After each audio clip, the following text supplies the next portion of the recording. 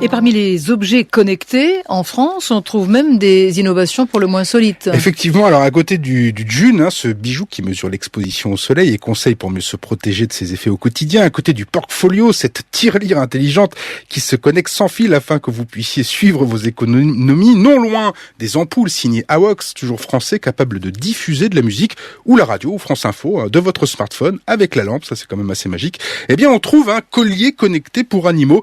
Il s'appelle Bewell Connect. Alors à quoi ça sert? La réponse de Eric Seban, c'est le patron de Visiomed qui a imaginé ce drôle de compagnon à nos compagnons.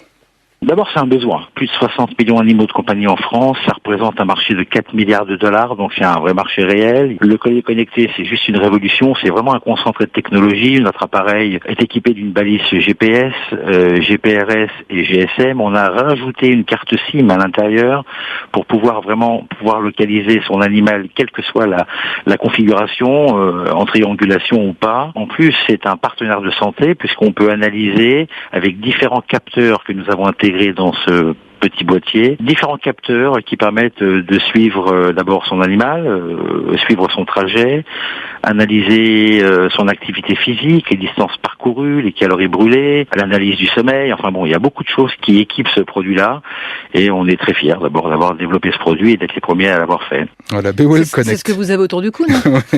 Oui, non, c'est plutôt autour du poignet. Pas encore autour du cou, mais bientôt peut-être, pourquoi pas. Bewell Connect. Ce collier connecté pour ne pas perdre votre animal de compagnie, ce sera dispo donc en vente à la fin du mois. Son prix quand même autour de 250 €. En tout cas, au vu des sélectionnés à ce trophée des objets connectés, la France pourrait peut-être devenir leader mondial dans ce secteur. Eric Seban. Exactement, la France, il y a des superbes pépites en France dont nous faisons partie et je pense que la France va être le produit leader en tous les cas en partie leader sur les produits de santé, objets connectés de façon plus générale. En ce qui nous concerne, il y a une vraie histoire parce que nous sommes déjà dans ce métier déjà depuis 10 ans, nous sommes des vrais professionnels de la fabrication et du développement de produits de santé, d'autodiagnostic, mais il n'y a pas que nous en France, il y a plein de sociétés qui sont très intéressantes, qui développent des objets connectés qui sont plus dans la domotique ou dans une utilisation à domicile. Je crois que la France aujourd'hui n'a pas envie de passer à côté de cette révolution, la révolution du numérique, où nous avons été débordés rapidement par les Américains.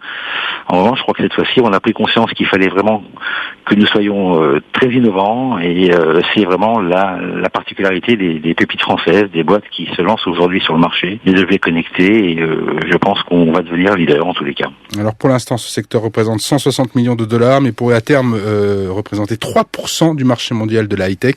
C'est assez prometteur. Je sens que je vais vous offrir la tirelire intelligente qui se connecte toute seule pour faire des économies. C'est bien, non? Ouais, c'est surtout en période de solde. Merci beaucoup, Jean-Jacques. Catherine. Allez, à tout à l'heure.